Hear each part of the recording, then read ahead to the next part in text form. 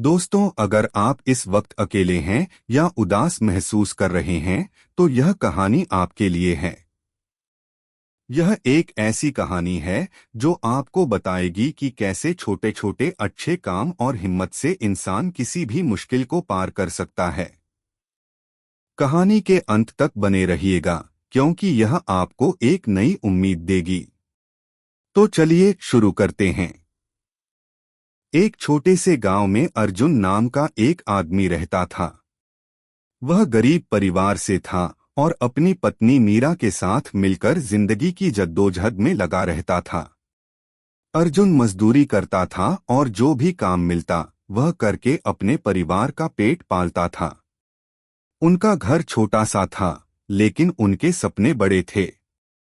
एक दिन मीरा ने अर्जुन को खुशखबरी सुनाई, वह मां बनने वाली थी। अर्जुन खुशी से झूम उठा।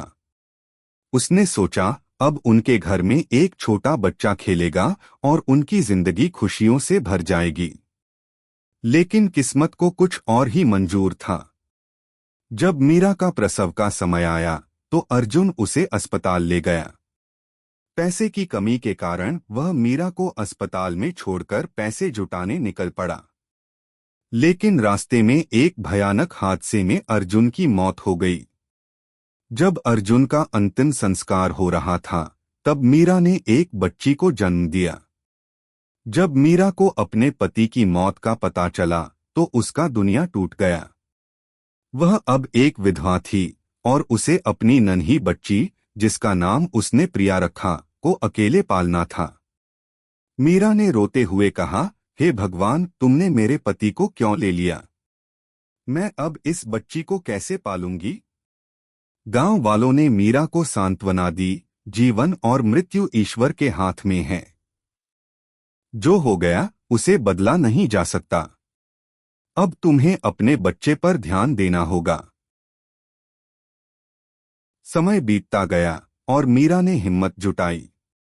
उसने लोगों के घरों में सफाई का काम करना शुरू किया, कपड़े धोने लगी और जो भी काम मिलता वह करके अपनी बच्ची का पेट भरती। जब प्रिया 5 साल की हुई तो मीरा ने उसे गांव के स्कूल में दाखिल करवा दिया। उसका सपना था कि प्रिया पढ़ लिख कर एक बेहतर जिंदगी जिए। प्रिया बड़ी होकर अपनी मां के संघर्ष को समझने लगी। वह मेहनत से पढ़ाई करती, क्योंकि वह जानती थी कि उसकी मां ही उसकी एकमात्र सहारा है। लेकिन जब प्रिया 15 साल की हुई तो मीरा की तबीयत बिगड़ने लगी। उसके पास इलाज के लिए पैसे नहीं थे और उसकी हालत दिन ब दिन खराब होती गई। एक दिन मीरा ने प्रिया को अपने पास बुलाया और कहा, मेरा समय नजदीक है। मैं तुम्हारे पापा के पास जाना चाहती हूँ। लेकिन जाने से पहले मैं तुमसे एक वादा चाहती हूँ, हमेशा इज्जत से रहना। कभी किसी के सामने हाथ न फैलाना। मेहनत करके अपनी जिंदगी जीना और कभी अपना स्वाभिमान न खोना। प्रिया ने वादा किया, लेकिन जब वह दवाई लेकर लौटी तो मीरा का निधन हो चुका था। अब प्रिया पूरी तरह अकेली थी। उसने अपनी मां की बात याद रखी और कभी हार नहीं मानी। उसने खेतों में काम करना शुरू किया, चाय की दुकान पर बर्तन साफ किए और जो भी काम मिलता वह करके अपनी पढ़ाई का खर्च उठाती। जब प्रिया बड़ी हुई तो उसे एहसास हुआ कि गांव में उसे बेहतर शिक्षा नहीं मिल सकती। इसलिए वह शहर चली गई। शहर में जिंदगी और भी मुश्किल थी। कई बार उसे भूखे पेट सोना पड़ता, लेकिन उसने हिम्मत नहीं हारी। एक दिन भूख और थकान से परेशान होकर उसने भीख मांगने के बारे में सोचा, लेकिन उसे अपनी मां की बात याद आई। उसने एक बुजुर्ग महिला के घर का दरवाजा खटखटाया और पानी मांगा। उस महिला ने न सिर्फ पानी दिया, बल्कि दूध और खाना भी दिया। उस छोटे से अच्छे काम ने प्रिया को नई उम्मीद दी। सालों बाद प्रिया एक सफल बिजनेसवुमन बन गई।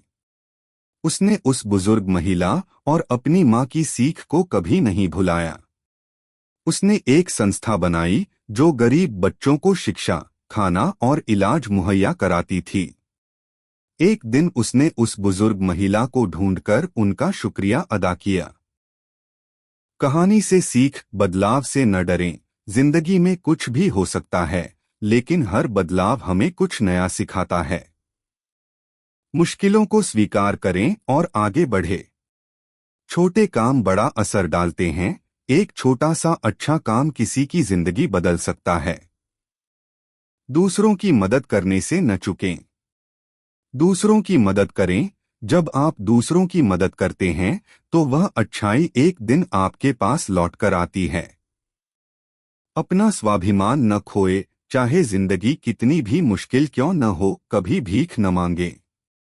मेहनत और इज्जत से जीना सीखें।